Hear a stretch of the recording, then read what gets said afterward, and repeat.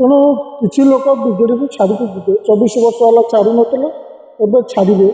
ଏଥିରେ କିଛି ନୂଆ କଥା ନାହିଁ। ଦେବାଶିଷ ସାମନ୍ତରାୟଙ୍କ ବିଷୟରେ ମୁଁ ବେଶୀ କିଛି ଜାଣିନି, କିନ୍ତୁ ସେ ଯେଉଁ ରାଜ୍ୟସଭା ଇସ୍ତଫା ଦେଲେ, କ'ଣ କହିକି ଇସ୍ତଫା ଦେଲେ ଯେ ବିଜେଡ଼ିରେ ମୋର ଶ୍ୱାସରୁଦ୍ଧ ହୋଇଥିଲା। କାହାକୁ ଏ କଥାଟା ବିଶ୍ୱାସ ହେଉଛି? ପାଣ୍ଡିଆନଙ୍କ ବିରୁଦ୍ଧରେ ଅଭିଯୋଗ ଆଣିଲେ। ଆରେ ଭାଇ, ଇଲେକ୍ସନ୍ ସରିବା 2 ବର୍ଷ ହେଲାଣି, ତୁମେ ଆଜି ପର୍ଯ୍ୟନ୍ତ କରୁଥିଲ। କେତେଟା ଟିଭି ଚ୍ୟାନେଲକୁ ଯାଇକି ଗୋଟେ ବିଶେଷ ଗାର କରିବ, ବିଜେଡ଼ିରେ ଅମୁକ ଭୁଲ ଥିଲା, ସମୁକ ଭୁଲ ଥିଲା, ପାଣ୍ଡିଆନଙ୍କ ଲୋକ ଏସବୁ ଶୁଣି ବୋର ହେଇଗଲେ। ଷ୍ଟ୍ରାଟେଜିରେ ଆମକୁ ବିଜେପି କ'ଣ ହେଲା, ଆମକୁ ସେଥିରୁ କ'ଣ ମିଳିବ? ବିଜେଡ଼ି ସେଥିରୁ କ'ଣ ହେଲା, ଆମକୁ କ'ଣ ମିଳିବ? କଂଗ୍ରେସ କ'ଣ ହେଲା, ଆମକୁ କ'ଣ ମିଳିବ? ଦେଖନ୍ତୁ, ଯେତେବେଳେ ବିରୋଧୀ ଦଳ ଆସେ, ଗୋଟେ ପାର୍ଟିକି ବିରୋଧୀ ଦଳ ଆସେ, ସେ ଦଳଟା ଦୁର୍ବଳ ଥାଏ। ସେ ଦୁର୍ବଳ ଥିଲା ବୋଲି ତ ବିରୋଧୀ ଦଳକୁ ଆସିଲା। ଏଥିରେ ନୂଆ ଖବର କିଛି ନାହିଁ।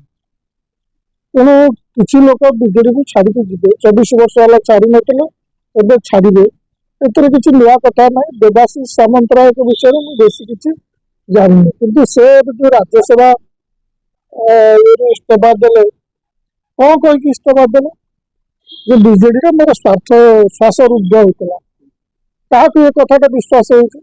ପାଣ୍ଡିଆନଙ୍କ ବିରୁଦ୍ଧରେ ଅଭିଯୋଗ ଆଣିଲେ। ଆରେ ଭାଇ, ଇଲେକ୍ସନ୍ ସରିବା 2 ବର୍ଷ ହେଲାଣି, ତୁମେ ଆଜି ପର୍ଯ୍ୟନ୍ତ କରୁଥିଲ। କେତେଟା ଟିଭି ଚ୍ୟାନେଲକୁ ଯାଇକି ଗୋଟେ ବିଶେଷ ଗାର କରିବ, ବିଜେଡ଼ିରେ ଅମୁକ ଭୁଲ ଥିଲା, ସମୁକ ଭୁଲ ଥିଲା, ପାଣ୍ଡିଆନଙ୍କ ଲୋକ ଏସବୁ ଶୁଣି ବୋର ହେଇଗଲେ। ଗଡ଼ଟା ଗୋଟେ କ୍ୟାଣ୍ଡିଡେଟ୍କୁ ନେଇକି ହୁଏନି। ସେଠି କର୍ମୀ କେତେ ଅଛନ୍ତି, ବିଜେଡିର ସମର୍ଥକ ଅଛନ୍ତି, ନୂଆ ବାହାରିବେ। ଯେମିତି ଦେବାଶିଷ ସାମନ୍ତରାୟ ବାହାରିଥିଲେ, ସେମିତି ନୂଆ ବାହାରିବେ। ମୁଁ ଜାଣିପାରୁନି ଦେବାଶିଷ ସାମନ୍ତରାୟଙ୍କ ସାଙ୍ଗରେ କେତେଟା ବିଜେଡି ସମର୍ଥକ ଚାଲିଗଲେ ବିଜେପି। ବାକି ଇଏ ଜିନିଷଟା ଗୋଟେ ଖୁସିର କଥା ନୁହେଁ, ଗୋଟେ ଷ୍ଟ୍ରାଟେଜିର କଥା ନୁହେଁ। କୋଉ କାରଣରୁ ସାରା ଭାରତରେ ଆପଣ ଦେଖିଲେ ଆମ୍ ଆଦମୀ ପାର୍ଟିର 7 ଜଣ ଛାଡ଼ିକି ଚାଲିଗଲେ। ଗୋଟେ ଦିନ ପୂର୍ବ ପର୍ଯ୍ୟନ୍ତ ଯେଉଁମାନେ ଠିକଠାକ୍ ଥିଲେ, ହଠାତ୍ ଛାଡ଼ିକି ଚାଲିଗଲେ। ଆପଣ ଦେଖିଲେ କେମିତି କାଲକାଟାରେ ହେଲା, MLA ମାନେ ଛାଡ଼ିଗଲେ। ତମେ ପରା ସେ ପାର୍ଟିକି ଭଲ ପାଇକିରି ମାସକ ତଳେ ଟିକେଟ ନେଇକି ଇଲେକ୍ସନ୍ ଲଢ଼ିଥିଲ।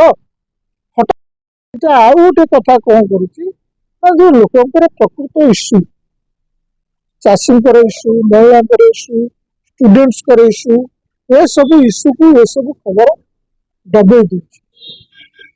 ଷ୍ଟ୍ରାଟେଜିରେ ଆମକୁ ବିଜେପି କ'ଣ ହେଲା, ଆମକୁ ସେଥିରୁ କ'ଣ ମିଳିବ? ବିଜେଡି ସେଥିରୁ କ'ଣ ହେଲା, ଆମକୁ କ'ଣ ମିଳିବ? କଂଗ୍ରେସ କ'ଣ ହେଲା, ଆମକୁ କ'ଣ ମିଳିବ?